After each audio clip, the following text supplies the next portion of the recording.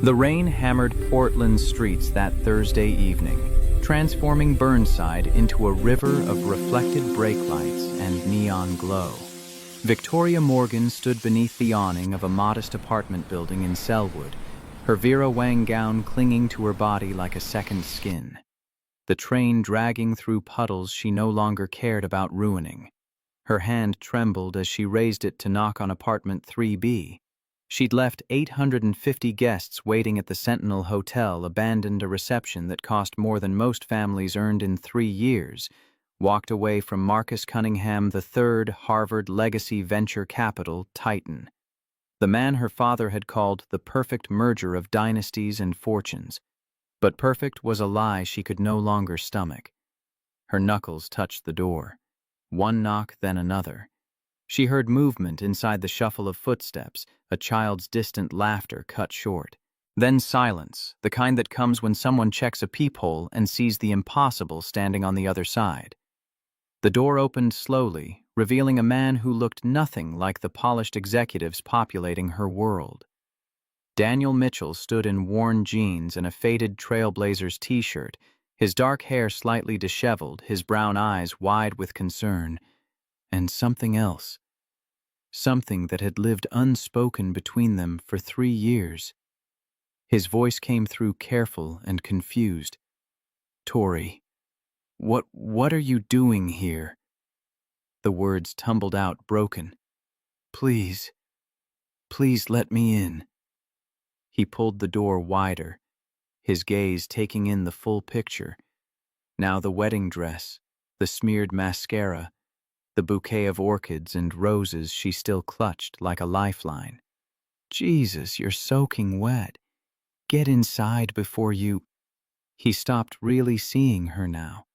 She stepped into his small living room, water pooling around her ruined designer heels. The apartment was warm and lived in nothing like her downtown penthouse with its sterile elegance. Children's drawings covered the refrigerator, a half-completed puzzle spread across the coffee table. The faint scent of marinara sauce lingered in the air. The confession came in a rush. I couldn't do it. I was standing there in the bridal suite looking at myself in the mirror, and all I could think was that I was about to promise forever to a man I don't love, a man I've never loved, and I couldn't. Daniel closed the door carefully, his movements deliberate, as if any sudden gesture might shatter the surreal moment unfolding in his living room. "You left your wedding." "I left my wedding." "Does anyone know where you are?" She set the bouquet on his bookshelf next to a framed photo of Daniel and a little girl at the zoo. "No. I told the driver to let me out 6 blocks away, walked the rest. I don't think anyone followed me." He ran a hand through his hair, a gesture she'd watched him make 1,000 times during meetings, during presentations, during the late nights when they'd worked together on projects that changed the trajectory of her company. "Tori, you can't just... Your fiancé, your family, the press. This is going to be a nightmare." "I know." She met his eyes. "I know exactly what I've done. What it means. What it's going to cost." She took a step closer. "But I had to see you before everything explodes. Before the world tells me all the reasons this is insane. I had to tell you the truth." His voice dropped to barely a whisper. What truth? But he already knew. She could see it in the way his breathing had changed, in the careful distance he maintained, even as his eyes betrayed him. "That I'm in love with you." The confession hung between them, 3 years of careful professionalism and deliberate distance shattering with 6 words. "That I've been since the first month you started working for me. That every decision I've made, every reason I've given myself to stay with Marcus, every attempt to do the right thing and maintain boundaries and be the CEO everyone expects, it's all been a lie built on top of one simple truth." Her voice softened. "You're the only man I've ever wanted." Daniel's face went through emotions too complex to name: shock, fear, longing, something that looked dangerously close to hope. "You don't mean that. You're upset. You're overwhelmed." "Don't." The sharpness in her voice surprised them both. Don't tell me what I feel. I've spent 3 years watching you be kind to everyone in that office. 3 years noticing how you always remember people's birthdays, how you check on the junior engineers when they're struggling, how you light up when you talk about Emma. She moved closer, and he didn't step back. I've memorized the way you push your glasses up when you're thinking, the way you laugh when something genuinely surprises you, the way you go quiet when you're working through a complex problem. The distance between them had shrunk to nothing. I know you take Emma to violin lessons every Tuesday evening. I know you volunteer at the food bank on Saturdays. I know you've been rebuilding your life piece by piece since Sarah died, and that you carry her memory with such grace. It breaks my heart every time I see it. Her voice dropped. And I know that I've felt something from you too. In the careful distance you keep. In the way you look at me sometimes when you think I'm not paying attention. In the absolute professionalism that feels less like protocol and more like protection. His response came strained. Tori, I work for you. You're my boss. You're the CEO of a company worth billions. I'm a senior engineer raising a 7-year-old daughter in a 2-bedroom apartment.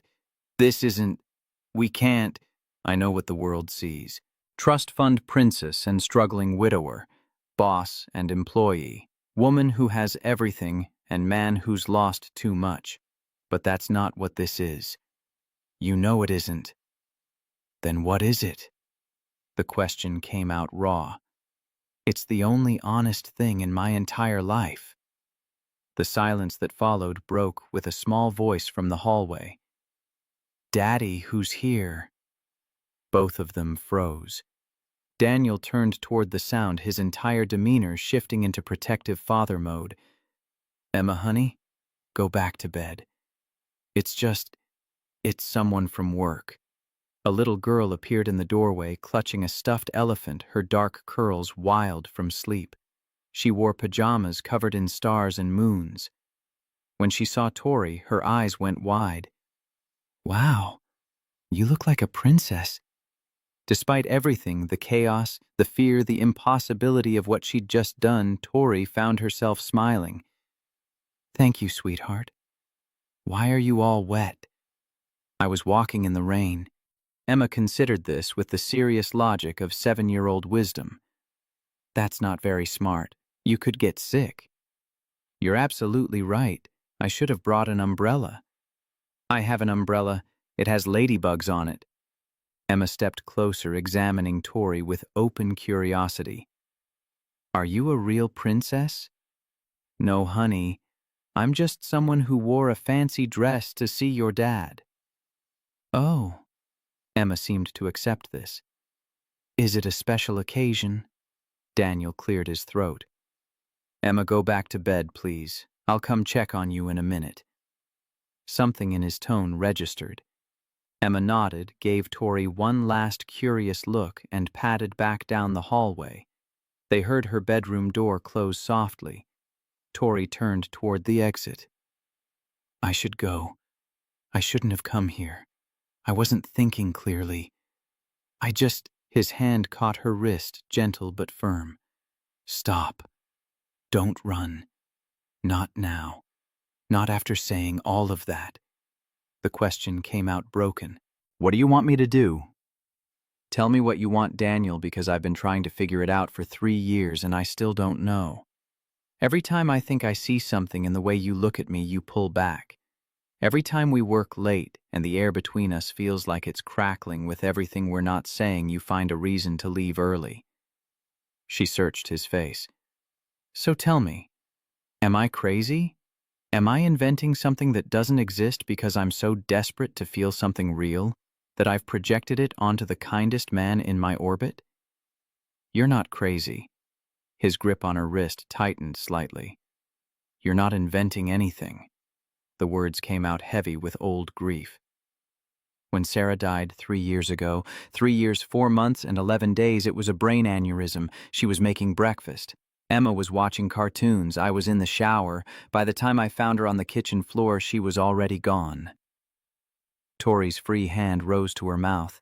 The first year was just survival.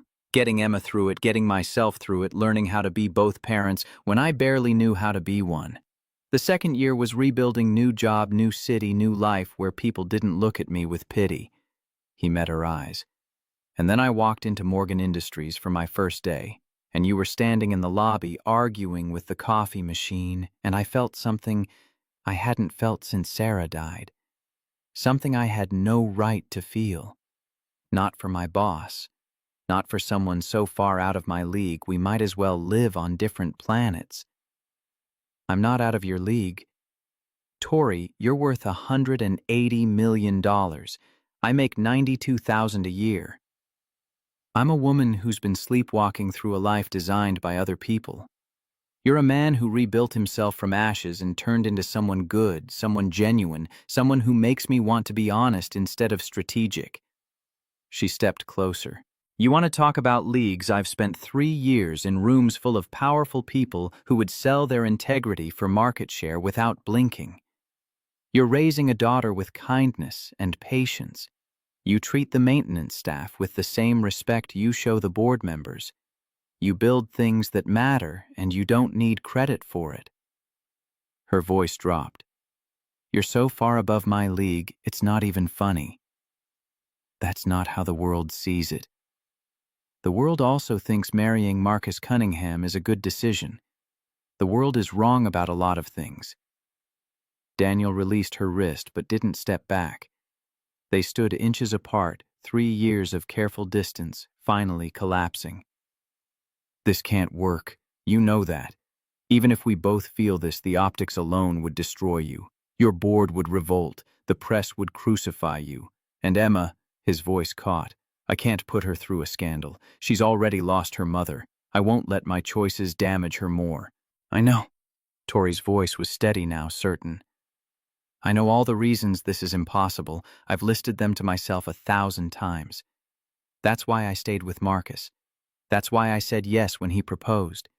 Because it was safe, expected, the kind of merger everyone understood. She paused. But standing in that bridal suite today, looking at a future where I'd spend 50 years pretending to be content with a man I don't love, I realized something. The certainty in her voice surprised even her. I'm 34 years old, and I've never once done something just because it was what I truly wanted. Every choice has been calculated, strategic, designed to build the company. Satisfy the board, make my father proud. Prove I earned my position instead of inheriting it. You did earn it. Maybe. But I've never tested whether I could keep it if I stopped playing by everyone else's rules. She reached out, let her fingers brush his jaw. He didn't pull away. I don't have a plan, Daniel. I don't have a strategy. All I know is that I stood in front of that mirror today and saw a stranger. And then I thought about you, about the way you look when you're explaining code to Emma, or the quiet concentration on your face when you're solving a problem, or the smile you try to hide when someone tells a bad joke. Her thumb traced his cheekbone. And suddenly, I could breathe again. Tori, I'm not asking you for anything. I'm not asking you to fix this or save me or make this make sense. I just needed you to know before the world goes insane, before lawyers and PR teams and damage control turn tonight into something it wasn't. I needed you to know that when I walked away from that wedding, I wasn't running from something. She met his eyes. I was running toward you. The space between them had become almost non-existent. She could feel the warmth of him, smell the faint scent of fabric softener, and something distinctly him. His hand came up, cupping her face with such gentleness it made her chest ache. His whisper barely reached her. I've wanted to kiss you since the day you defended Mike in that board meeting. When you stood up to those investors and told them that laying off the quality assurance team would be morally bankrupt and strategically idiotic. You were magnificent, and I sat there thinking that I'd never seen anyone use their power to protect people instead of control them, and that I was in so much trouble. Then kiss me. It wasn't a demand. It was permission. If I do this, if we cross this line, there's no going back. You know that. I know. Your life will never be the same. Good. I don't want it to be the same. I want it to be real. He kissed her soft at first, almost hesitant, as if 3 years of wanting had made him forget how. But then Tori's hand slid into his hair and his arms came around her waist, and the kiss deepened into something that felt like coming home and jumping off a cliff at the same time. When they finally broke apart, both breathing hard, Daniel rested his forehead against hers. What have we done? The most terrifying thing possible. Tori's smile was shaky, but genuine. We told the truth. Her phone buzzed in the small purse she'd somehow managed to keep clutched during her escape, then buzzed again and again. The world was catching up. She pulled it out, saw 19 missed calls from her father, 14 from Marcus, 27 from her assistant, and a series of increasingly frantic texts from her mother. The messages painted a clear picture. Where are you? Everyone is looking for you. Marcus is beside himself. This is unacceptable, Victoria. Call me immediately, and then from her father. Whatever you're doing, stop. Come home. We'll fix this. They'll fix it. Tori's voice was hollow. They'll spin it. Mental breakdown, cold feet overwhelmed by pressure. They'll have me back at Marcus's side by morning with some carefully crafted statement about love conquering doubts. Daniel's voice was carefully neutral, giving her space to choose. Will you go? No. The word came out strong, clear. I won't go back. I won't fix it. I won't let them turn tonight into something it wasn't. Then what will you do? I don't know. She looked at him. Really looked at him, taking in the concern and fear and impossible hope written across his face. But I know I won't lie anymore. Not about this. Not about what I feel. Tori, they'll destroy you. Your father, Marcus, the board, they have power resources. They'll make this as painful as possible. Let them try. There was steel in her voice now, the same steel that had built a company from her father's regional success into a national powerhouse. I didn't get where I am by backing down from difficult fights. This is different. This is personal. Exactly. She kissed him again, quick and fierce. This is the first fight that's ever really been mine. Her phone rang her father. She declined the call. You should answer. Avoiding them will only make it worse. I know, but I need one more minute. One more minute where it's just us and the truth, and nothing else. They stood there in his small living room, her in her ruined wedding dress, him in his worn t-shirt and jeans. While outside, the rain continued to fall, and somewhere across the city, 850 guests were learning that Victoria Morgan had vanished from her own wedding. Daniel asked quietly, what happens now? Now I face it. All of it. The consequences, the fallout, the scandal. She straightened her spine, feeling something shift inside her, the CEO mask sliding back into place, but different now, backed by truth instead of performance. But I need to know something first. What? Are you with me? Because I can't control what happens next. I can't promise this won't touch you and Emma. I can't guarantee the board won't force me out or that the press won't make our lives hell. All I can promise is that I meant every word I said tonight, that I'm done pretending, that I'm going to fight for this for us with everything I have. She paused. But I need to know if you want me to, if you're willing to take this risk. Because if you're not, if you need to protect Emma, if this is too much, if you need me to walk away, I will.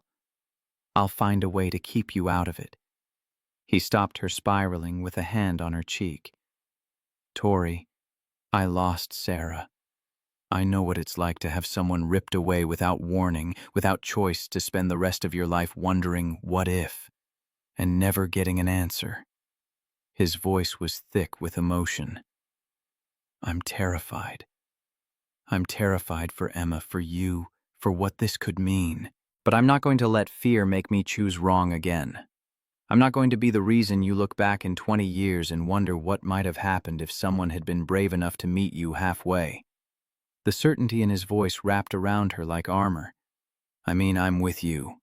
Whatever comes, however bad it gets, I'm with you. The kiss that followed was different from the first, not tentative or exploratory, but claiming a promise made in the space between heartbeats. When her phone rang again, Tori answered. Her father's voice was cold fury barely contained. Where the hell are you? I'm safe, Dad. That's all you need to know right now. Safe, you humiliated this family, embarrassed Marcus, made us all look like fools. Get back here immediately. No. The silence on the other end was shocked. Tori rarely defied her father directly. What did you say? I said no. I'm not coming back. I'm not marrying Marcus. And before you start planning how to fix this or spin this or manage this, you need to know something. She drew in a breath. I didn't leave because I was scared or confused. I left because I don't love him. I've never loved him. And I'm done pretending I do just because it makes good business sense. This isn't about love, Victoria. This is about legacy partnership. The merger of two families who have built. I don't care about the merger. Her voice cut through his. I don't care that Marcus's family has connections we need or that his venture capital firm could help our expansion. I care that I almost promised forever to someone I couldn't even like, let alone love, because everyone told me it was the smart play. You're being irrational. Maybe. Or maybe I'm being honest for the first time in my life. You'll regret this. When the board demands answers, when the press tears you apart, when you realize what you've thrown away, then I'll regret it. But at least it will be my choice, my consequence, my life. She glanced at Daniel, drew strength from his steady presence. I spent 3 years building what you started into something bigger, better. I tripled our market value, landed contracts you said were impossible, proved I earned my position. And the whole time I let you and Mom and the board tell me who to marry, how to present myself, which version of Victoria Morgan the world needed to see. Her voice softened. I'm done, Dad. I'm done being the perfect daughter, the perfect CEO, the perfect merger candidate. I'm just going to be me. And if that's not enough, then you and the board can find someone else to play the part. If you don't fix this, if you don't come back and make this right, there will be consequences. I know, I'm counting on it, because maybe consequences are what I need to finally figure out who I actually am when I stop trying to be who everyone else needs. She ended the call. Her hands were shaking.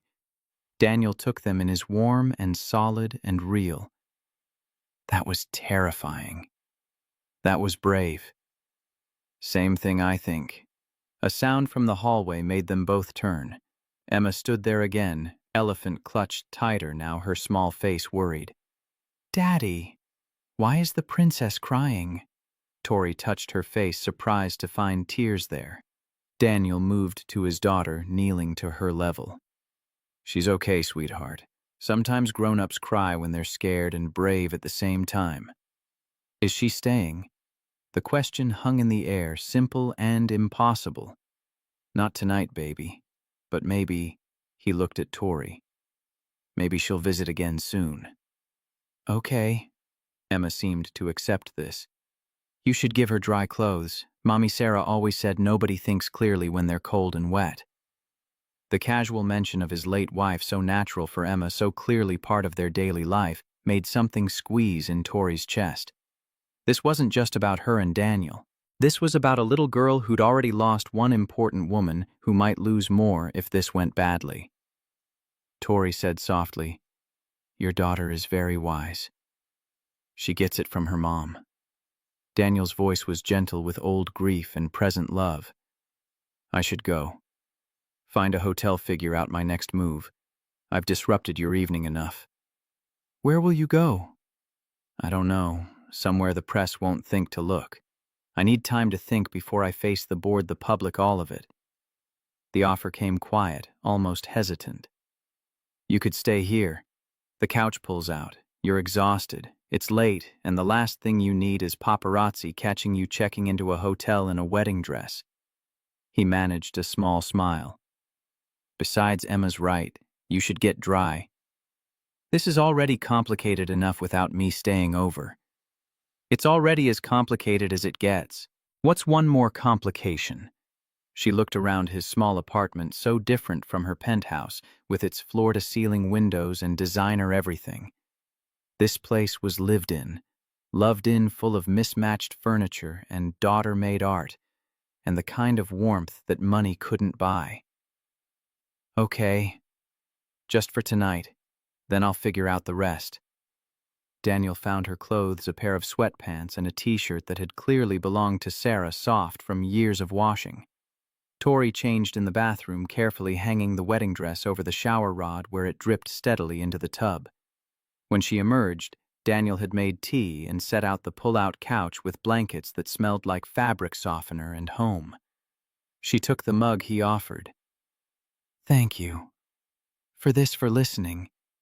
For not telling me I'm insane. You might be insane. He handed her the tea. But if you are, at least you're honest about it. They sat on the couch, careful distance between them, now both aware of Emma sleeping down the hall and the enormity of what they'd started. Tomorrow's going to be hell. Probably. The board will be furious. Marcus will want blood. My father might actually disown me. Yeah. And you and I, we work together. Or worked together. This breaks every HR policy ever written. Definitely. So why don't I regret it? She looked at him over her tea. Why does this feel like the first right thing I've done in years? Because maybe it is. Daniel set down his mug, turned to face her fully. Tori, I need to be clear about something. I'm not going to be your escape, your rebellion, the proof that you can make choices your father doesn't approve of. If we do this, if we try this, it has to be because you actually want me, not what I represent, not some fantasy of a simpler life. Me spreadsheets and dad jokes and a 7-year-old who will wake you up at dawn on weekends. This life, this reality. I know what I'm choosing. Do you? Because right now you're running from something. And that's okay. Sometimes running is exactly what we need to do, but eventually you have to run towards something, and I need to know what that something is before I let myself believe this could actually work. Tori set down her own mug, took his hands. I'm running toward the first person who ever made me want to stop performing. The first man who treated me like a person instead of a prize or a problem to solve. The first time I felt like myself. Actually myself.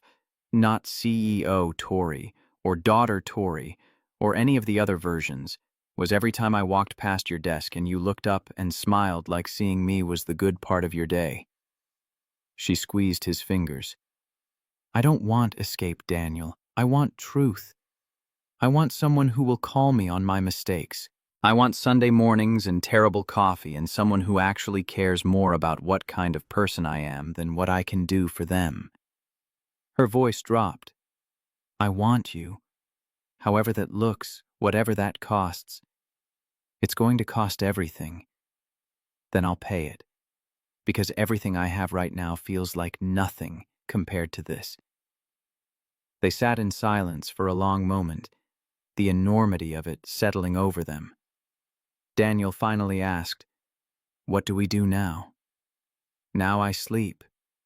Tomorrow I face the board. I tell them the truth. I let them decide if honesty is a quality they want in their CEO or a liability they need to eliminate. She leaned her head on his shoulder, felt him stiffen briefly before relaxing into the contact. And then, whatever happens, I stop living my life according to other people's expectations. I figure out what Victoria Morgan actually wants when nobody's telling her what she should want. And if what I want is this us, then I fight for it with everything I have. Every skill I've developed, every hard decision I've learned to make, every ounce of stubborn determination that built a billion-dollar company. She tilted her head to look at him. Fair warning, I'm very good at getting what I want when I actually commit to wanting it. That's what terrifies me. The idea that you might actually pull this off. You should be terrified. I'm about to upend your entire life. Maybe my life needed upending. Tori stood suddenly exhausted in a way that went bone deep. I should sleep. Tomorrow's going to be brutal. Yeah. Daniel stood too. Tori. Yeah. Thank you. For being brave enough to knock on my door. For trusting me with this. For... He stopped searching for words. For making me feel like maybe Sarah wasn't the only woman I'd ever love. I didn't think I'd feel that again. Tears pricked her eyes. Thank you for answering the door. He kissed her forehead, gentle and chaste, then disappeared into his bedroom. Tori lay down on the pull-out couch, surrounded by the sounds of Daniel's life, the hum of the refrigerator, the distant traffic, the creak of old apartment buildings settling. She'd walked away from everything tonight. A wedding, a merger, a future that had been planned since she was old enough to understand what legacy meant. And lying there in borrowed clothes on a pull-out couch in a modest apartment, Victoria Morgan felt free for the first time in her entire life. Her phone buzzed one more time. A text from Marcus. We need to talk tomorrow. My office, 9:00 a.m. Don't make this worse than it already is. She turned off the phone and closed her eyes. Tomorrow she'd face the consequences. Tonight she'd chosen truth. And somehow, impossibly, that was enough. Tori woke to sunlight streaming through unfamiliar windows and the sound of a child singing off-key in another room.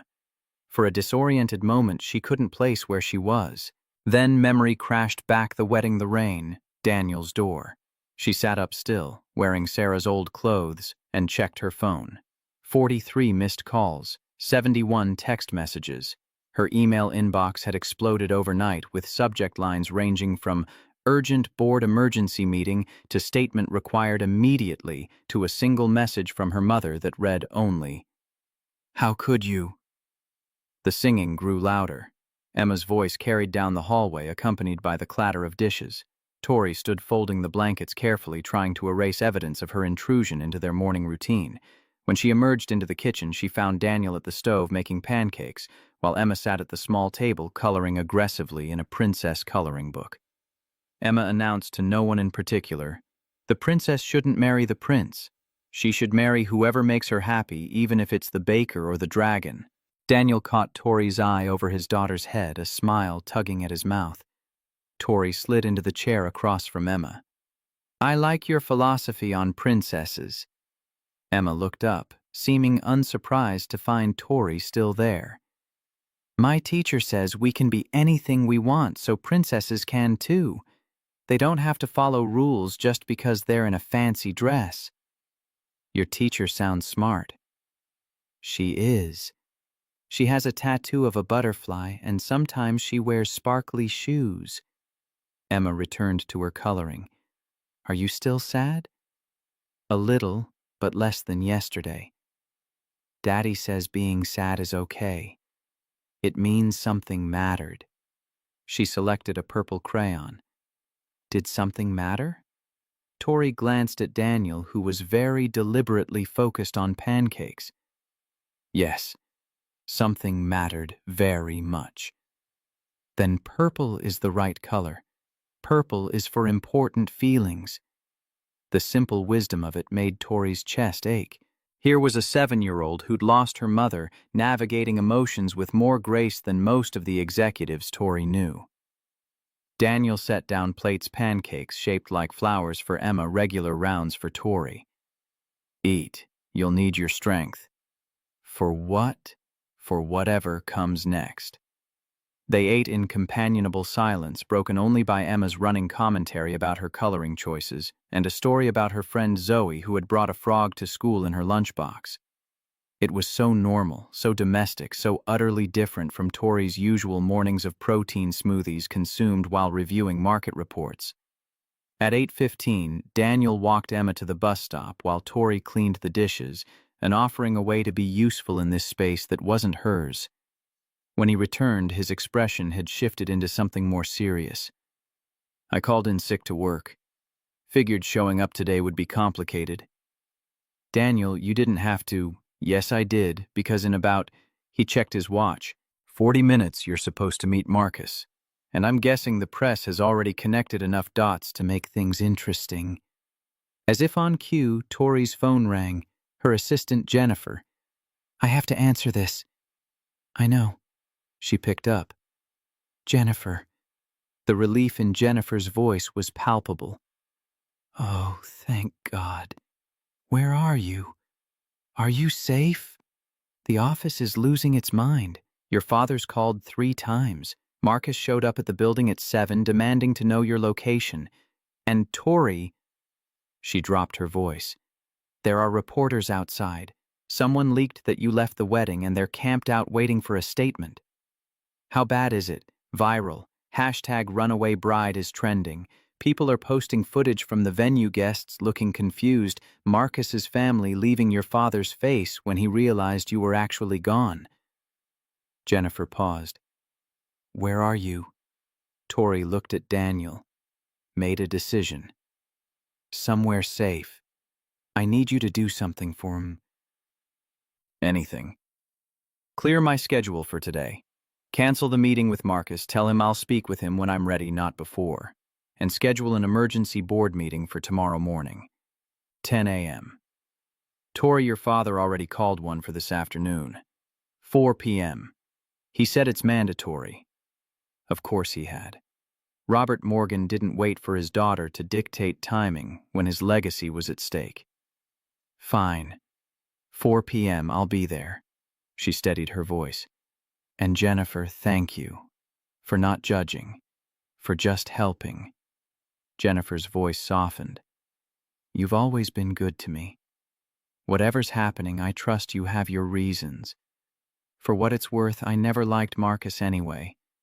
He talked to the support staff like we were furniture. After she hung up, Tori found Daniel watching her with quiet concern. Board meeting at 4, which gives me exactly, she checked the time, 7 hours to figure out what I'm going to say. What do you want to say? The truth. That I don't love Marcus. That I won't marry someone for corporate strategy. That I'm done letting other people's expectations dictate my choices. She met his eyes. But I can't tell them about you. Not yet. It'll look like an affair, like you're the reason I left, which would destroy your career and make Emma's life hell. So you're going to protect me by lying. I'm going to protect you by being strategic about timing. There's a difference. She moved closer. Daniel, if I walk into that boardroom and announce I'm involved with an employee, they'll use it against both of us. They'll claim you manipulated me, seduced the boss. They'll paint you as opportunistic and me as compromised. Your reputation will be shredded, and Emma will have to watch her father get dragged through the press.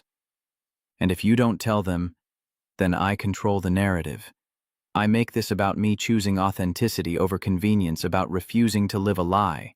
Once the dust settles, once I've proven I can still run the company without a strategic marriage, then we can go public, on our terms, when we're ready. Daniel was quiet for a long moment.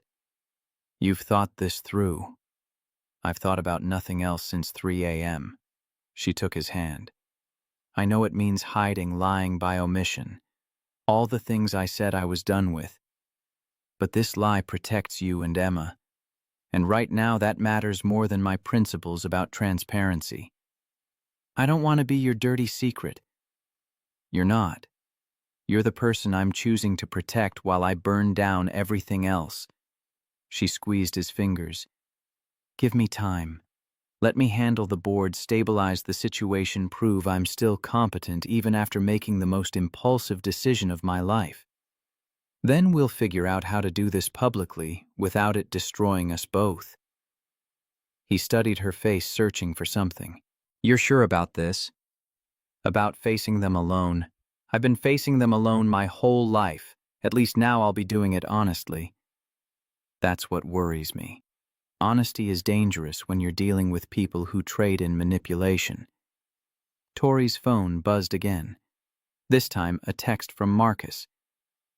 You embarrassed me, humiliated my family, made me look like a fool in front of everyone who matters. Whatever game you're playing, it ends now, 9:00 a.m. My office, or I make sure the board knows exactly how unstable you've become. She showed the text to Daniel. He's threatening you. He's scared. Men like Marcus don't handle rejection well, especially not public rejection. She typed back, I'll be there. But this isn't a negotiation. You shouldn't go alone. He's angry.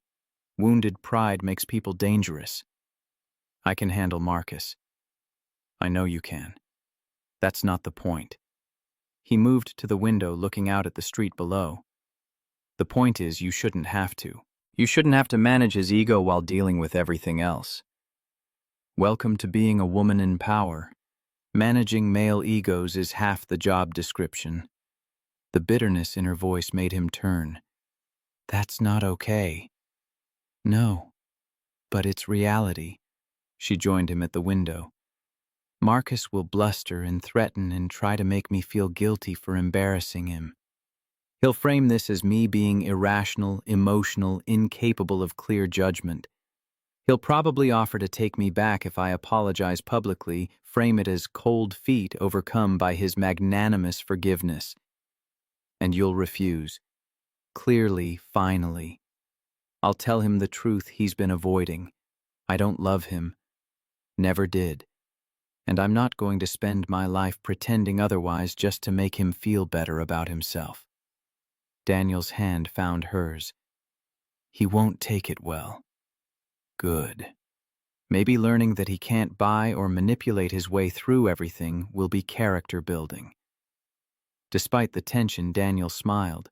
You're terrifying when you're decisive. You say that like it's a bad thing. It's not. It's... He stopped, seeming to reconsider his words. It's exactly what I'd expect from a woman who walked away from a billion-dollar wedding because she'd rather face consequences than live a lie. At 8:50, Tori changed back into her wedding dress, the only clothes she had. The irony wasn't lost on her. Walking into Marcus's office wearing the dress she was supposed to marry him in felt like a particular kind of poetry. Daniel offered again as she prepared to leave. I could come with you. No, this is something I need to do alone. She kissed him quick and fierce. But thank you for last night, for this morning, for making me feel like choosing truth wasn't insane. It might still be insane. Then at least it's my insanity. She took a car service to Marcus's downtown office, a gleaming tower of steel and glass that housed Cunningham Capital and spoke of old money trying to look modern. Security recognized her immediately, their professional masks slipping into poorly concealed shock at her appearance. The receptionist said carefully, not mentioning the wedding dress, Mr. Cunningham is expecting you, 38th floor. The elevator ride felt endless.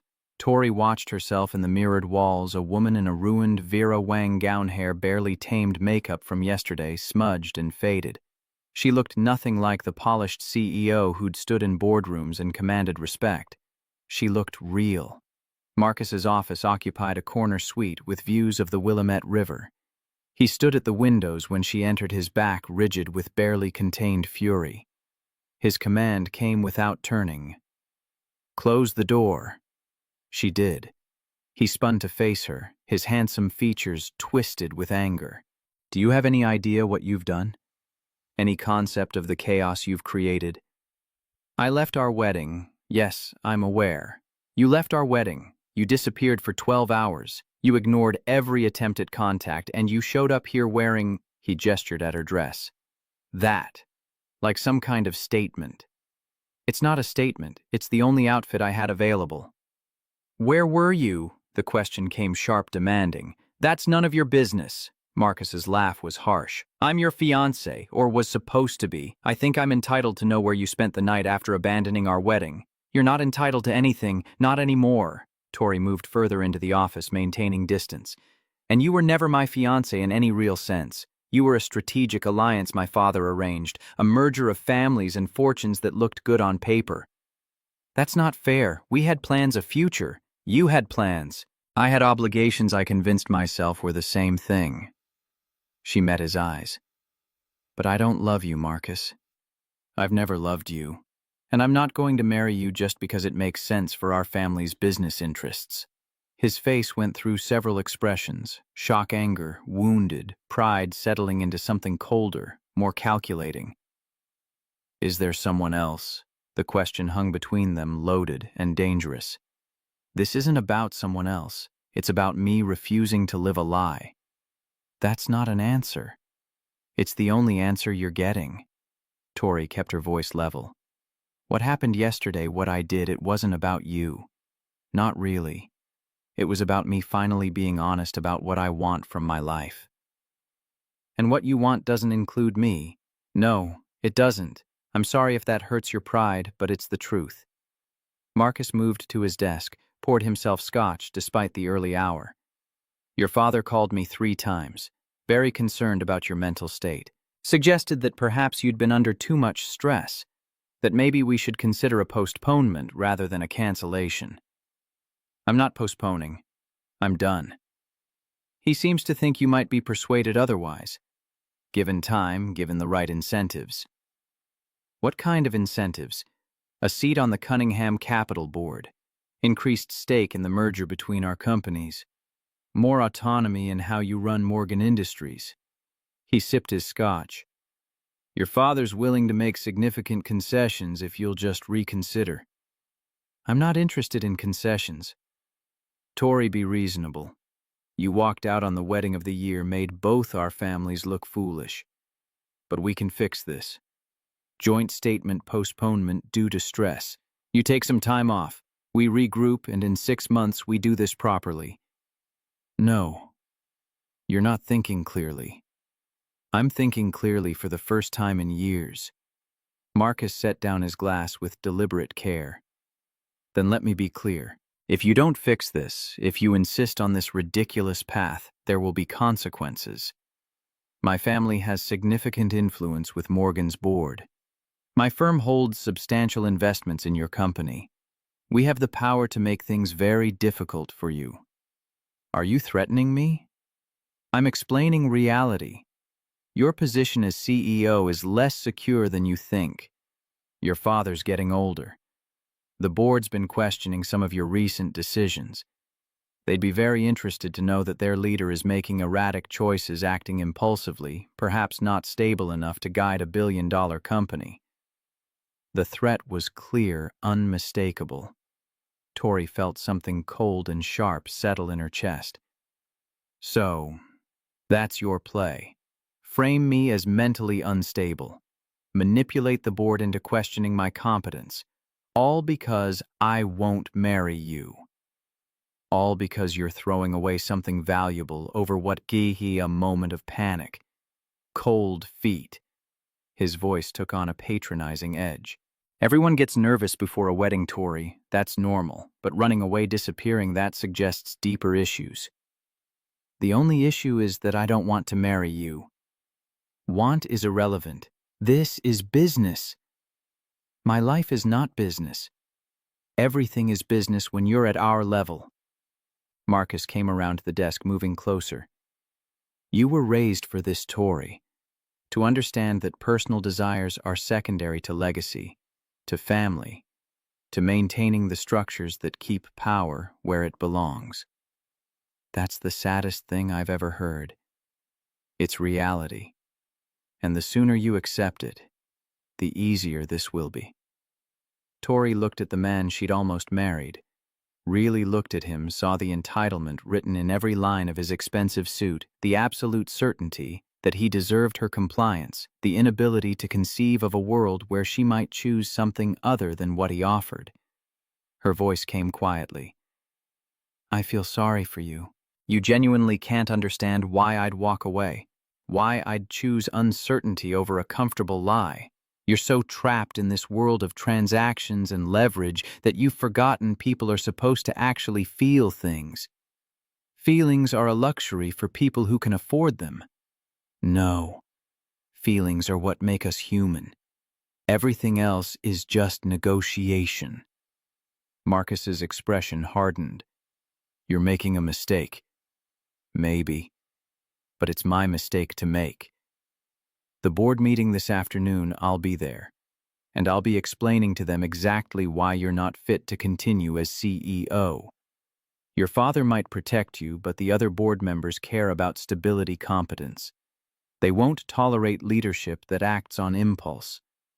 Then I guess we'll see what they decide. Last chance, Tori. Come back. Apologize. We'll fix this together. No. She turned toward the door. Marcus's voice came from behind her. There's someone else. I can see it in how you're standing, how you're talking. You didn't just run from the wedding, you ran to someone. Tori's hand stilled on the doorknob. Who is he? Some nobody who made you feel special.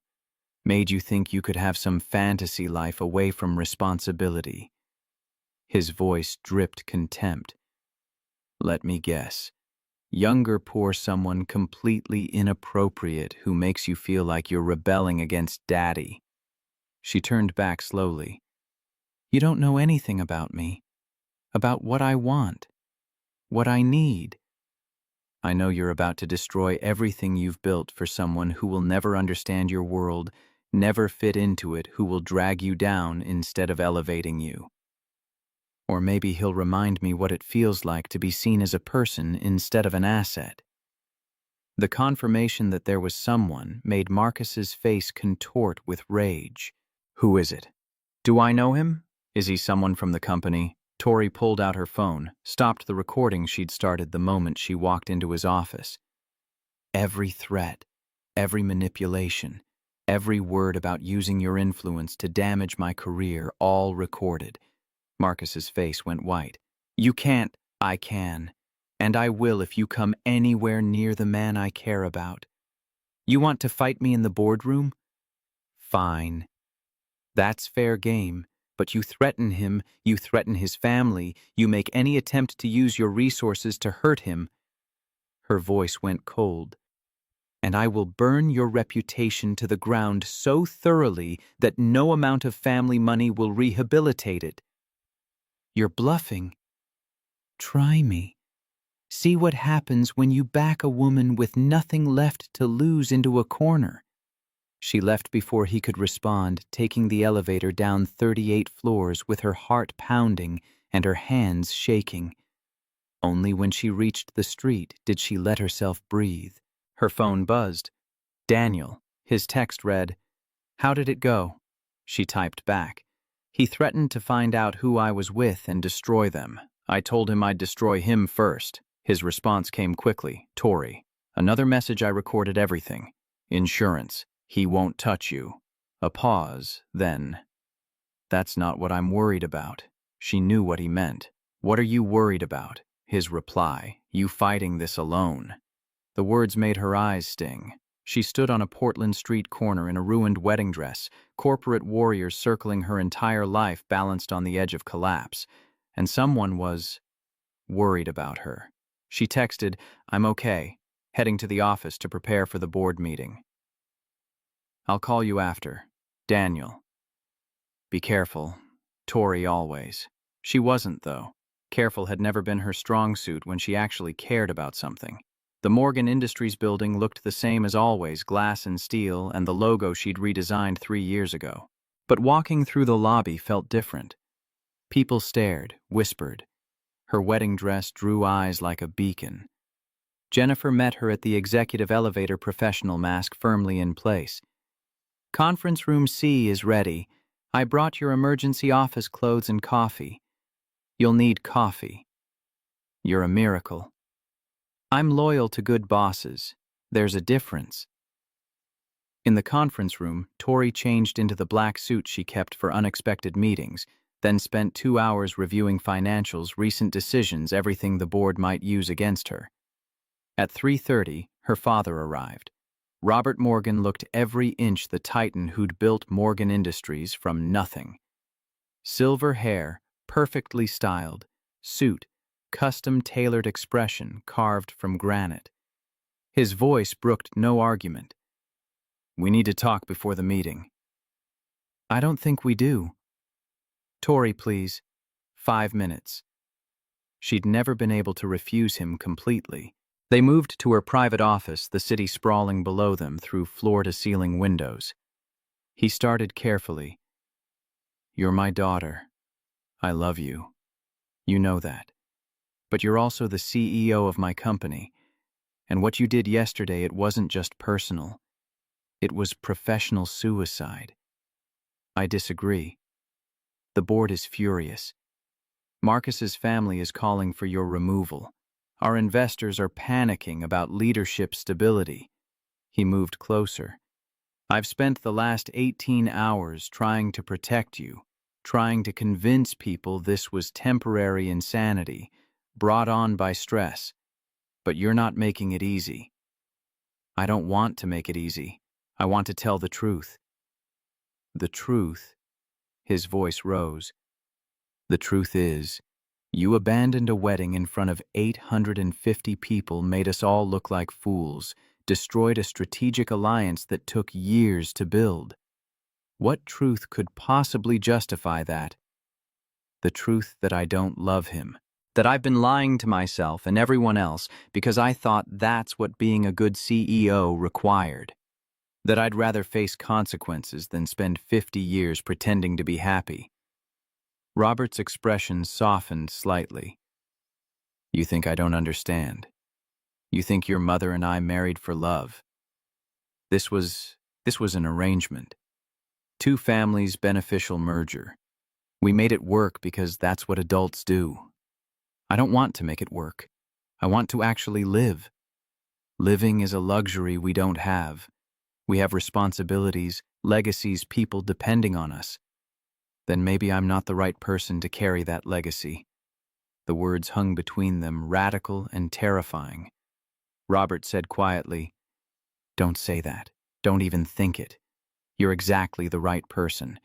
You tripled our value-landed contracts I couldn't have imagined. You earned this position. Then trust me to know what I need.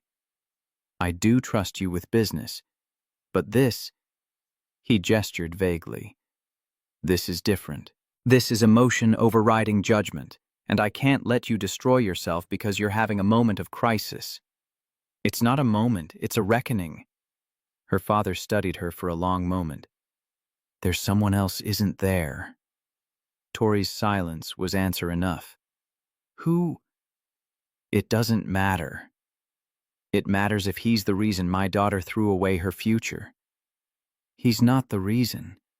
He's the reminder that I deserve better than a marriage of convenience." She met her father's eyes. "Do you love Mom? Actually love her, or is it just comfortable? That's not fair." "It's a simple question." Robert moved to the window, looking out at the city he'd conquered. "Your mother and I have built something. Partnership, respect, shared goals. Love grows from that in time. That's not an answer. It's the only answer I have." He turned back. "And it's been enough. It sustained us for 40 years, given us you built this empire. That's more than most people get from chasing fairy tales." "I don't want a fairy tale. I want to actually feel something. Feeling passes. Legacy endures. Then let my legacy be honesty instead of empire." The board meeting started at 4 sharp. 12 faces around a mahogany table, each representing billions in investments and decades of influence. Tori took her seat at the head spine straight, expression calm. Her father sat to her right. Charles Cunningham, Marcus's father, sat directly across a clear power play. Robert began, "Let's begin.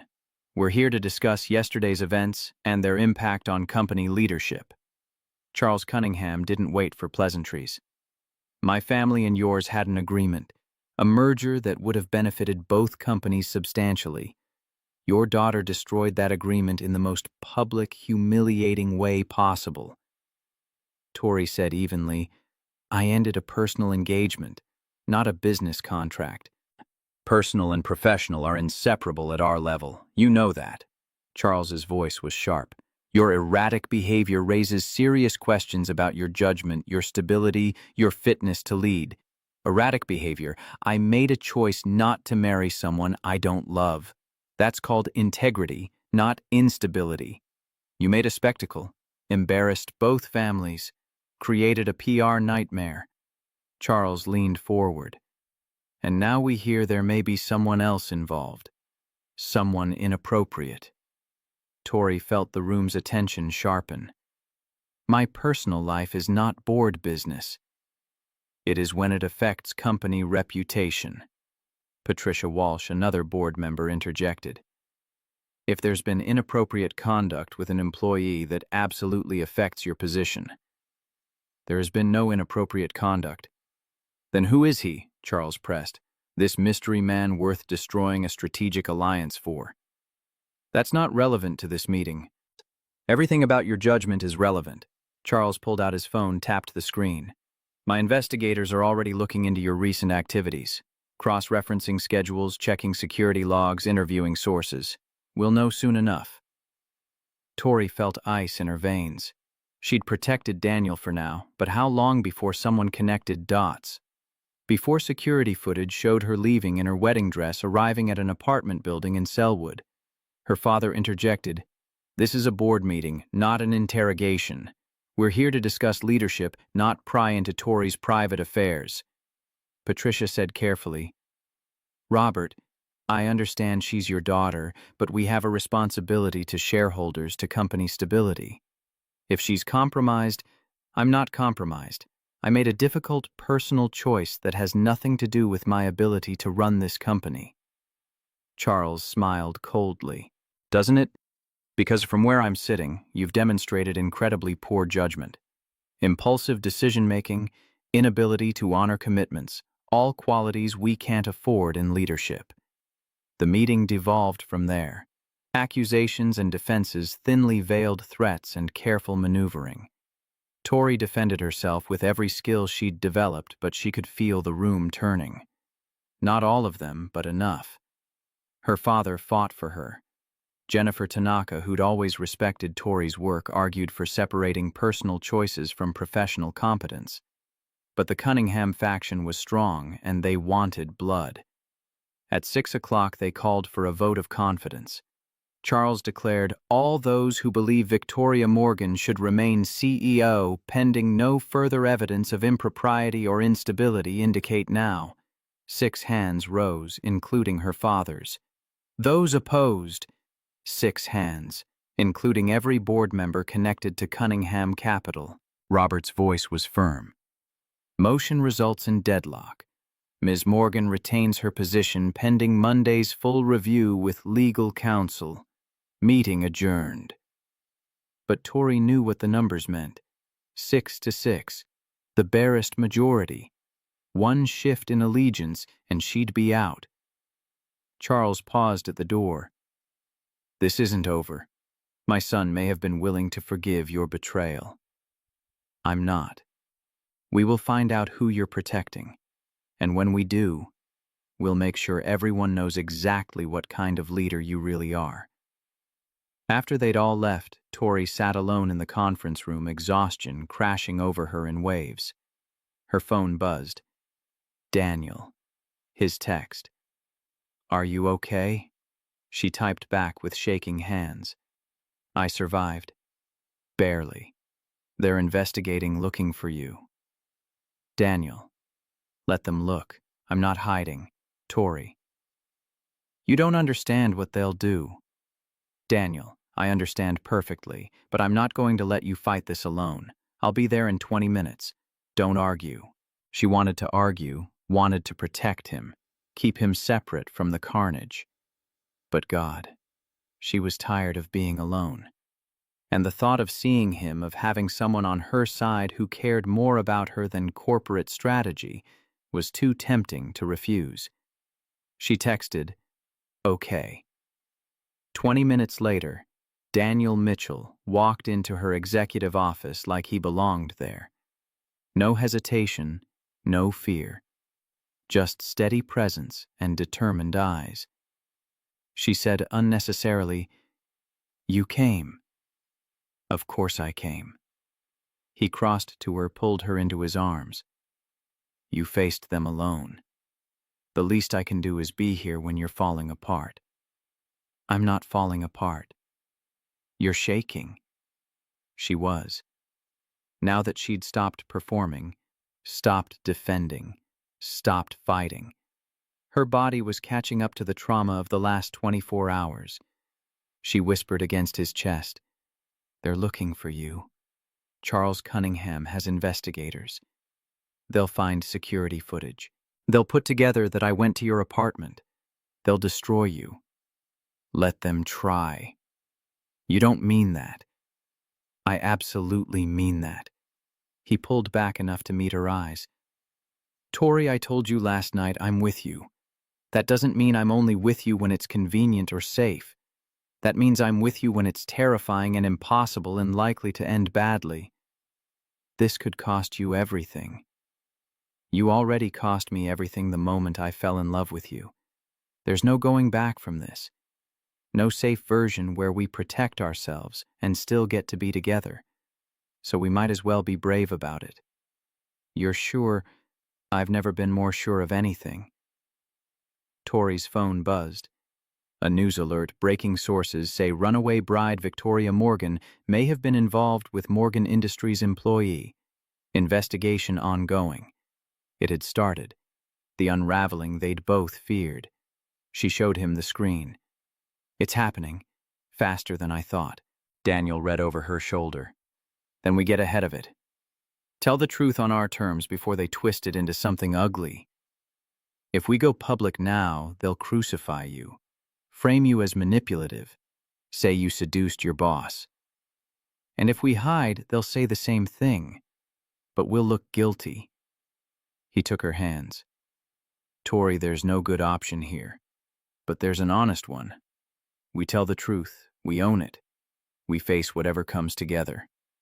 She looked at this man, this good, steady, impossible man who'd somehow become the most important person in her carefully constructed world. Her voice came steady. Okay, we tell the truth." They drafted a statement together, short, direct, true. Tori typed while Daniel paced behind her desk, both of them aware they were about to detonate whatever remained of her carefully constructed professional life. The words came sparse. "I left my wedding because I don't love Marcus Cunningham and never have. I have feelings for Daniel Mitchell, a Morgan Industries engineer. Our relationship began after my engagement ended and was never inappropriate. I take full responsibility for my choices and their consequences. I will not apologize for choosing honesty." Daniel's finger hovered over the send button on her computer. "Are you ready?" Tori took a breath, thought about everything she was about to unleash: the scandal, the judgment, the board's fury, the press feeding frenzy. Then she thought about spending the next 50 years pretending to be someone she wasn't. "Send it." He did, and together they watched the world explode. The statement went live at 6:47 on a Friday evening. By 7, Tori's phone had received over 400 notifications. By 7:30, the story had been picked up by every major news outlet in the Pacific Northwest. By 8, it was national. Tori stood at her office window watching the city lights flicker to life, while her world caught fire online. Daniel sat at her desk monitoring the media response on his laptop, his expression growing grimmer with each refresh. His voice came quiet. "They're calling you reckless, saying you threw away a fortune for a fling, that you've lost perspective." "What are they saying about you?" His silence was answer enough. "Daniel, tell me that I'm a gold digger, an opportunist, that I saw a vulnerable woman and manipulated her for my own gain." He looked up, pain etched across his features. "One article is questioning my fitness as a father, suggesting that someone who'd pursue his boss might not have appropriate boundaries with his daughter." Tori's hands clenched into fists. That's disgusting. That's reality. We knew this would happen. Knowing it and watching it are different things. She moved away from the window, began pacing. They're going after Emma, a 7-year-old child, because her father fell in love with the wrong person. She doesn't read the news. She won't see it. But her friends' parents will. Her teachers will. In a week, she'll be the kid whose dad is all over the internet for sleeping with his billionaire boss. We didn't sleep together. You think that matters truth is irrelevant when scandal is more interesting. Tori's voice was bitter as she reached for her phone. It rang before she could. Jennifer, your father wants to see you. Now. He's waiting in the conference room. Tell him I'll be there in 5 minutes. Tori, Jennifer's voice dropped. He's not alone. The full board is here. Tori felt her stomach drop. It's almost 9 p.m. on a Friday. I know. They called an emergency session 10 minutes after your statement went live. Of course they had. She'd just handed them everything they needed to remove her. I'm on my way. She hung up, met Daniel's worried gaze. Emergency board meeting. They're going to use the statement to force me out. Then I'm coming with you. Daniel, no. That'll only make things worse. Worse than what? Worse than every news outlet in the country calling me a manipulative parasite. Worse than my daughter's name being dragged through this. His jaw set with determination. If they're going to crucify you for being with me, the least I can do is stand there and take some of the hits. They'll eviscerate you. They're already doing that. Might as well earn it. Against her better judgment, Tori let him come. They rode the elevator down to the conference level in tense silence, her hand finding his, both of them drawing strength from the contact. The boardroom was full when they arrived. All 12 members present their faces ranging from sympathetic to furious. Her father sat at the head of the table, his expression unreadable. Charles Cunningham sat opposite, looking like a man who'd just won a long-fought battle. Every pair of eyes tracked to Daniel as he entered behind Tori. Charles's voice dripped false courtesy. Mr. Mitchell, how kind of you to join us, though I don't recall extending an invitation. Daniel replied calmly. I'm here because this meeting is about me as much as it's about Tori. Seems only fair I get to hear what you plan to do to us.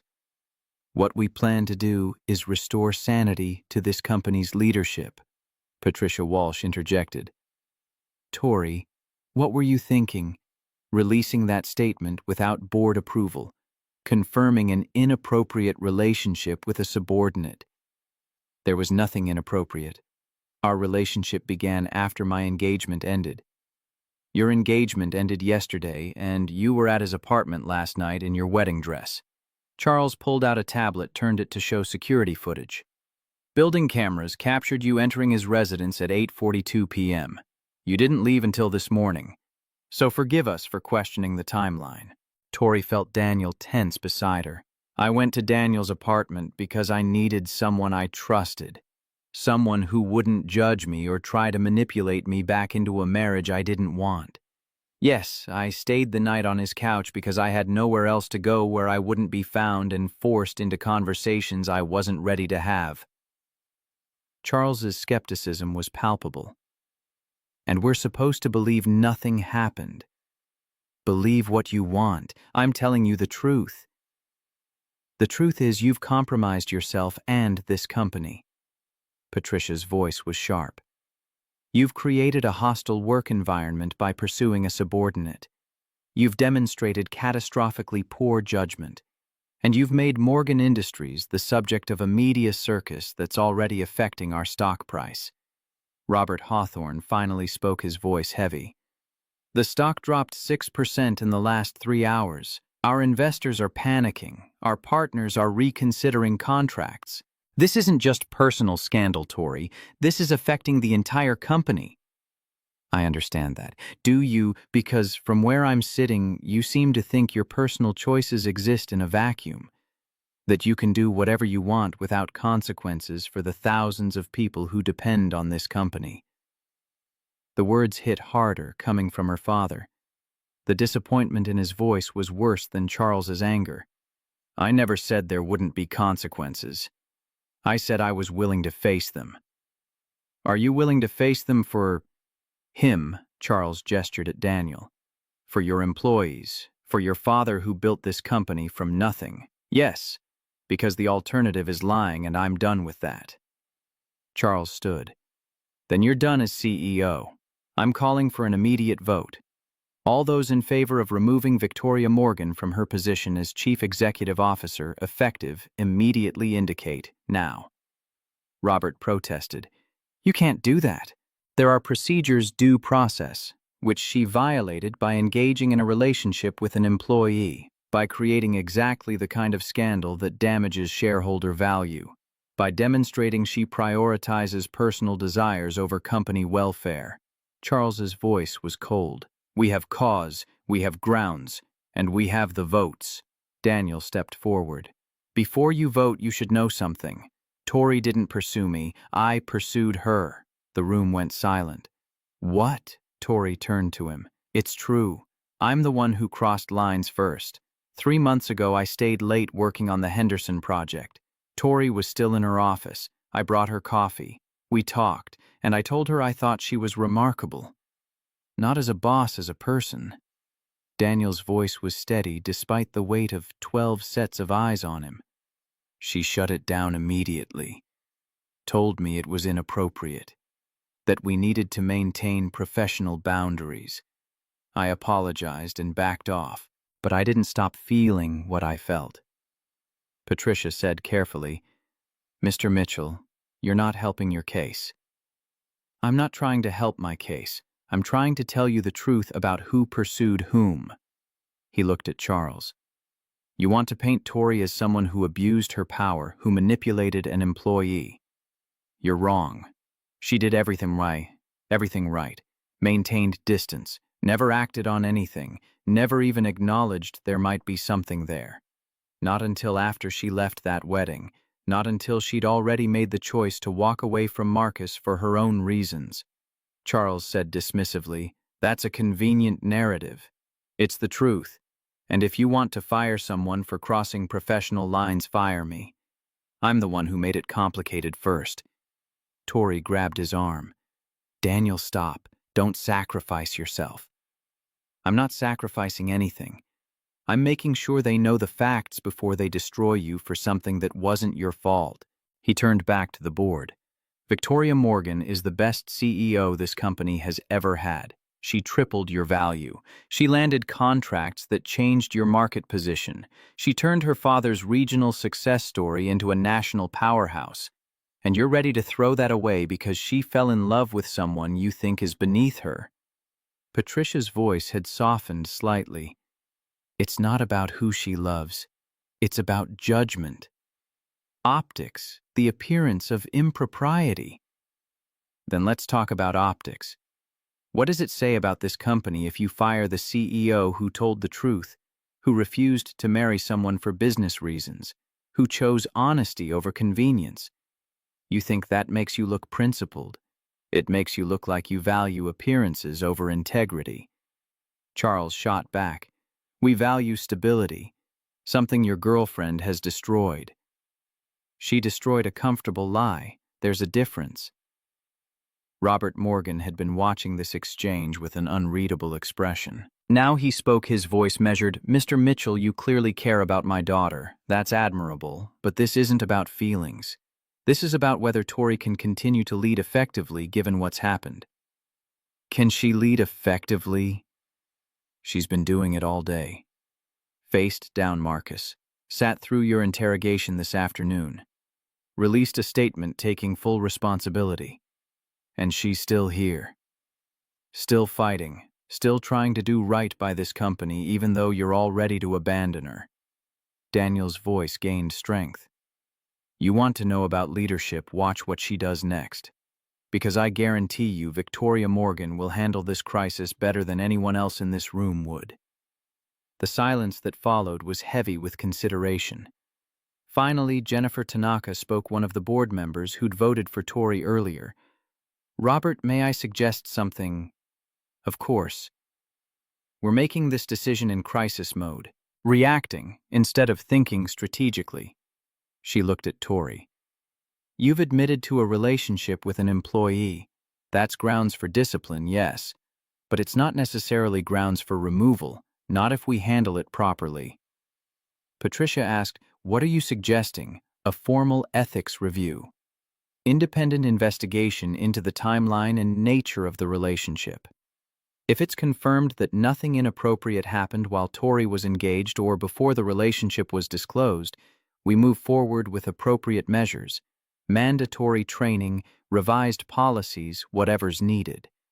But we don't throw away our most successful CEO over a personal choice that didn't actually violate policy until we have all the facts." Charles protested. "That could take weeks. Meanwhile, the media circus continues." Jennifer interrupted. "The media circus continues either way, but if we fire Tori now, we look reactive, scared, like we're caving to pressure instead of following our own procedures. If we conduct a proper review, we look responsible, measured, like a company that takes ethics seriously enough to investigate thoroughly." Robert was nodding slowly. "Jennifer has a point. We rushed into this afternoon's vote. We shouldn't make the same mistake tonight." Charles said sharply, "You're letting your personal feelings cloud your judgment. She's your daughter. Which is exactly why I should recuse myself from this vote, and I do officially." Robert stood. "But I'm also the founder of this company, and I'm telling you that hasty decisions made in anger rarely serve anyone well. Take the weekend. Let emotions cool. Review the facts. Then make a decision you can all stand behind." Charles looked around the table, clearly calculating votes. Without Robert's automatic support for Tori, the math had shifted. But Jennifer's suggestion had planted doubt. "Fine. We table the vote until Monday. But Tori, you're on administrative leave until then. No company decisions. No public statements. And Mr. Mitchell," he turned to Daniel, "you're suspended pending the investigation's outcome." Tori protested. "You can't suspend him for my choices." "We can and will. If there's been any quid pro quo promotions, preferential treatment, anything that suggests his relationship with you affected his employment, that's grounds for termination." Charles's smile was cold. "And given that you've been his direct supervisor for 3 years, I'm certain we'll find something." Daniel's hand found Tori's under the table, squeezed gently. "It's okay. Let them investigate. They won't find anything because there's nothing to find." "We'll see about that." Charles gathered his papers. "Meeting adjourned until Monday at 9 a.m. Tori, Daniel, I suggest you both retain lawyers. You're going to need them." The board filed out, some throwing sympathetic glances at Tori, others carefully avoiding eye contact. Her father lingered, clearly wanting to say something, but Charles was waiting, and the moment passed. When they were alone, Tori sank into a chair, the weight of everything crashing down. Daniel pulled up a chair beside her. "They're going to tear apart every decision you've made regarding me, every project assignment, every promotion, every conversation." "Let them. They'll find that you were harder on me than anyone else, that you held me to higher standards because you were so careful about avoiding favoritism." He took her hand. "Tori, your integrity is going to save you here. You were so determined not to show preference that you actually made my job harder." "Was I?" The question came out small. "I tried so hard not to let feelings affect decisions. But what if they did anyway? What if I unconsciously gave you opportunities? You didn't. If anything, you passed me over for things I'd earned because you were worried about appearances." He traced her knuckles with his thumb. "Remember the Seattle expansion project? I was the obvious choice to lead development. I had the most experience with that client base, but you gave it to Mike instead because you didn't want people questioning why I got the assignment." "I remember. You were angry. I was frustrated because I knew I'd earned it, and you were punishing both of us for something we hadn't even acted on." His voice gentled. "That's what they're going to find, Tori. A pattern of you bending over backward to be fair, to avoid even the appearance of favoritism. Your integrity is bulletproof. Then why do I feel like I'm about to lose everything? Because you might. Because standing up for truth doesn't guarantee winning. It just guarantees you'll know you did the right thing when it's over. Her phone buzzed. A text from Emma's school principal, Hayes. The message made Tori's chest tighten. Ms. Morgan, Mr. Mitchell, we've become aware of media attention surrounding your family. While we support all families, we want to ensure Emma's well-being. Can we schedule a meeting to discuss how to minimize classroom disruption? Daniel read over her shoulder, his face going pale. They're worried about disruption. Jesus. She's 7 years old and they're trying to protect her. That's their job. Their job is to educate her, not judge her father based on tabloid gossip. I know. But we need to get ahead of this. Talk to Emma before someone else does. Help her understand what's happening in age-appropriate terms. Daniel ran both hands through his hair, the first real crack in his composure showing. How do I explain to my daughter that the internet thinks her dad is a bad person, that people are saying terrible things about choices I made that have nothing to do with her? You tell her the truth, the simple version, that you care about someone, that some people don't understand, but that it doesn't change how much you love her or how good a dad you are. And when her friends' parents don't let them play with her anymore, when she gets teased at school, when she asks me why people are being mean. The raw pain in his voice broke Tori's heart. This was exactly what she'd feared, the consequences of her choices falling on people who didn't deserve them. Maybe I should step back. Maybe if I release another statement, say it was a mistake, that I was confused, we could claim it was temporary insanity brought on by stress. Daniel's voice came firm. No. We're not lying. Not even to protect Emma. Because you know what's worse than her dealing with this mess. Her learning that sometimes we pretend to be people we're not because it's easier. That we lie about what matters to make other people comfortable. She's 7, Daniel. She shouldn't have to be brave about her father's love life. She's 7, and she's already braver than most adults I know. She watched her mother die. She rebuilt her life in a new city with a grieving father who barely knew how to function. She can handle this. He pulled Tori closer. What she can't handle is me teaching her that love is something to be ashamed of. That telling the truth is wrong if people don't like the answer. You're sure? I'm terrified, but I'm sure. He kissed her temple. We go talk to her together. We explain what's happening. And we show her that sometimes doing the right thing is hard, but we do it anyway. They left the office at 10 p.m., taking separate cars to avoid photos of them together. Tori drove through rain-slick streets to Daniel's apartment, her mind racing through possible scenarios, trying to prepare for a conversation she had no template for. Emma was still awake when they arrived, being watched by Daniel's neighbor, a kind elderly woman named Mrs. Brennan, who'd helped with childcare since they'd moved to Portland. Thank you for staying late. I know this is beyond, Mrs. Brennan interrupted gently. That baby needed someone. I stayed. Simple as that. She gathered her knitting, then paused. Those people on the news, they don't know you, don't know your heart. Anyone who's watched you with Emma knows what kind of man you are. The kindness in her voice made Daniel's eyes shine with moisture. Thank you. After she left, they found Emma in the living room building an elaborate castle out of blocks. Daddy! She launched herself at him, all wild curls and 7-year-old energy. You're home, Mrs. Brennan let me stay up because you were working late. She noticed Tori, her expression brightening. You came back? Hi, sweetheart. Tori knelt down to her level. Your castle is beautiful. It's for a queen who doesn't need a prince. She has a dragon friend instead. Emma returned to her construction. Ms. Patricia at school says princes are optional. I think she's right. Daniel's voice turned serious. Emma, honey, can you sit down for a minute? We need to talk to you about something. The seriousness in his tone made Emma pause. She settled on the couch, elephant clutched to her chest, her small face suddenly worried. Did I do something wrong? No, baby.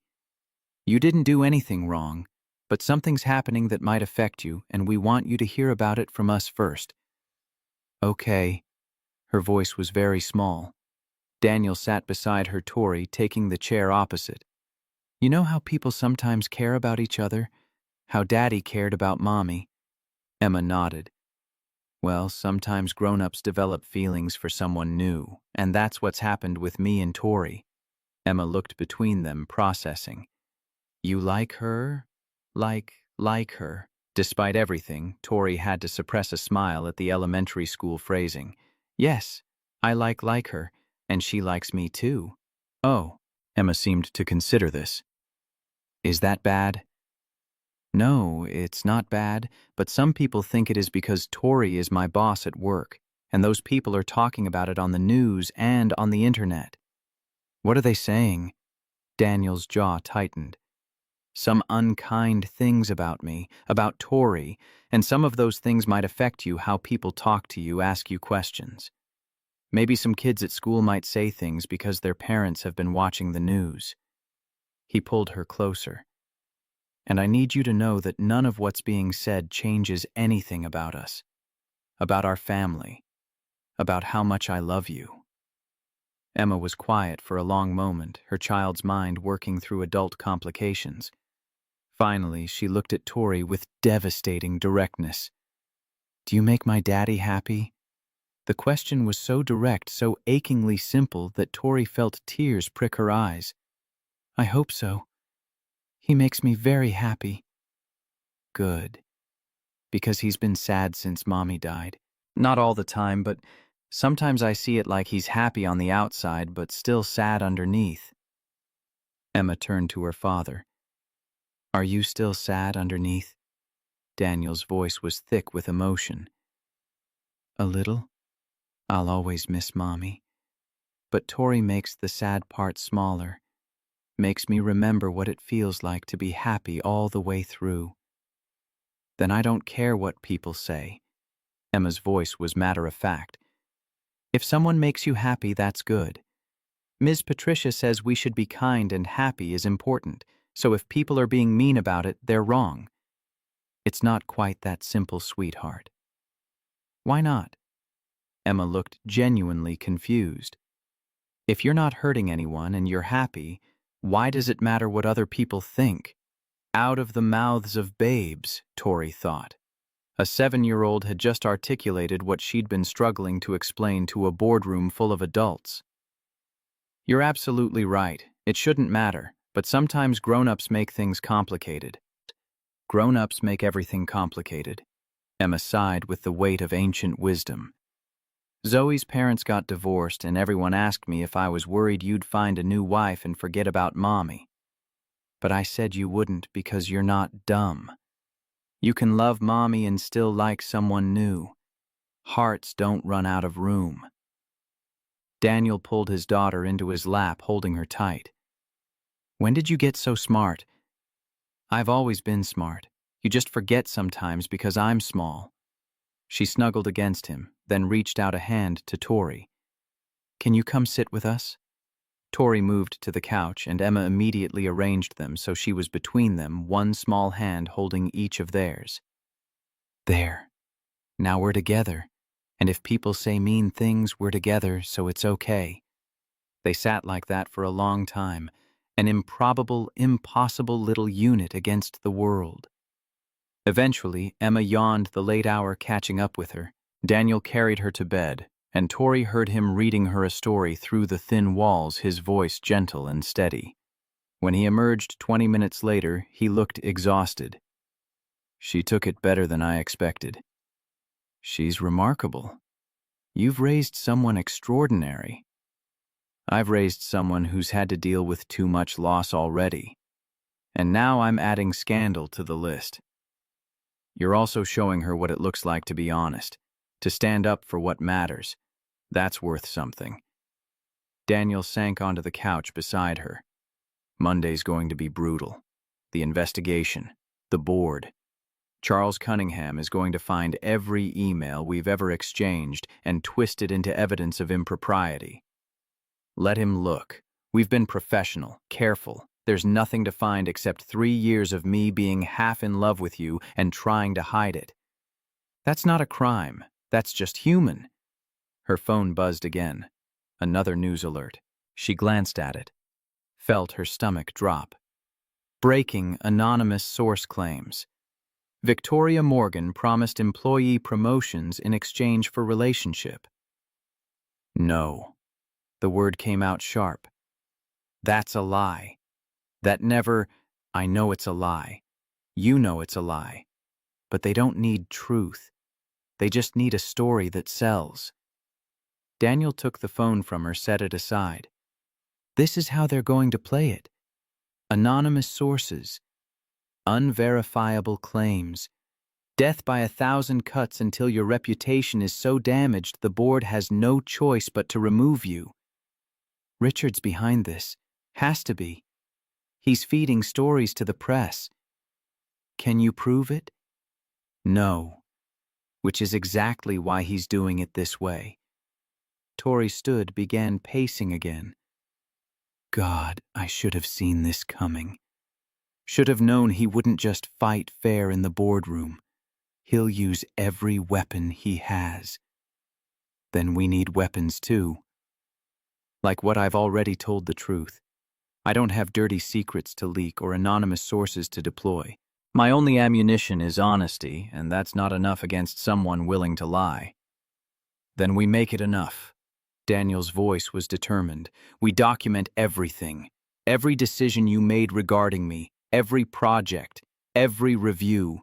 We build a timeline that proves beyond doubt that you never showed favoritism, that if anything you were harder on me than anyone else.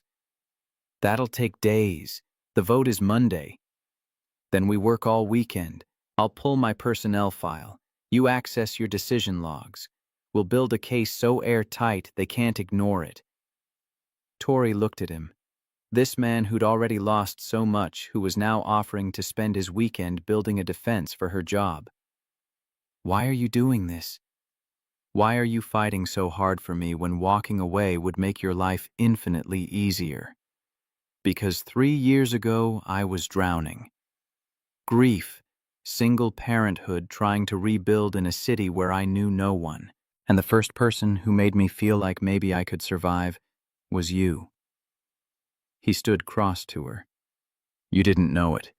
Didn't know that every time you asked how I was doing, every time you noticed when I was struggling, every small kindness, it mattered. It pulled me back from the edge bit by bit. He cupped her face. I'm not walking away from the person who saved me just because staying is hard. I'm not that man. And you're not the woman who gives up when things get complicated. So we fight. Together. Whatever it takes. The kiss was different this time, not desperate or claiming, but steady, a promise of partnership in the face of impossible odds. When they broke apart, Tori felt something shift inside her, a settling of resolve, a clarification of purpose. Okay, we fight, but we do it my way.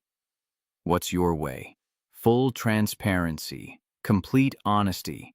We don't just prove there was no impropriety, we show them exactly what did happen, how we fell in love despite every reason not to, how we tried to deny it, how we maintained boundaries until I'd already walked away from Marcus. We give them the whole story, the real story, and we trust that truth is more compelling than whatever lies Charles is spinning. That's risky, opening ourselves up like that. Everything about this is risky. Might as well risk it honestly. They worked through the night building a comprehensive timeline. Tori's decision logs showed a pattern of her actually passing Daniel over for opportunities: the Seattle expansion, the lead engineer role on the Martinez account, the chance to present at the industrial conference. Every instance where he'd been qualified, but she'd chosen someone else. His performance reviews showed high marks, but nothing that stood out as preferential. If anything, her feedback was more critical of his work than any other employees. Their email history was scrupulously professional. No flirtation. No personal conversations. Just project updates and technical discussions. "This is good." Daniel studied the documents as dawn began to break. "This shows you were actually more careful with me than with other employees." "Because I was terrified someone would notice how I felt. So I overcompensated." Tori rubbed her eyes, exhaustion making everything feel surreal. God. 3 years of loving you and being too scared to admit it. What a waste. Not a waste. Necessary. We weren't ready. I wasn't ready. Emma needed stability, and I needed to actually process Sarah's death before I could be present for someone new. He took her hand across the scattered documents. "And you needed to figure out who you were outside of everyone else's expectations. We got here when we were supposed to. You really believe that?" "I have to. Otherwise, all this pain is for nothing." Her phone rang her father. She answered on speaker. "Dad." Robert's voice was grim. "Tori, I need you to listen very carefully. Charles isn't waiting until Monday. He's called another emergency session for this afternoon, 1 p.m. He has 3 more board members ready to vote for your removal. He can't do that. We agreed to wait until Monday. He found something, or claims he did. An email from Daniel to a colleague 2 years ago. Something about you." Robert paused. "I don't know what it says yet, but he's using it as evidence that this relationship has been going on longer than you claimed." Daniel had gone pale. "What email? To whom?" "To another engineer, Mike Russo. Apparently you mentioned Tori in it." Tori watched Daniel's face cycle through confusion to sudden realization. "Oh, God. The after-work drinks. I remember. Mike was asking if I was ever going to date again. I said something stupid." He stopped looking, horrified. "Like what?" Tori pressed. "Like the only woman I'd been even remotely interested in was completely off limits.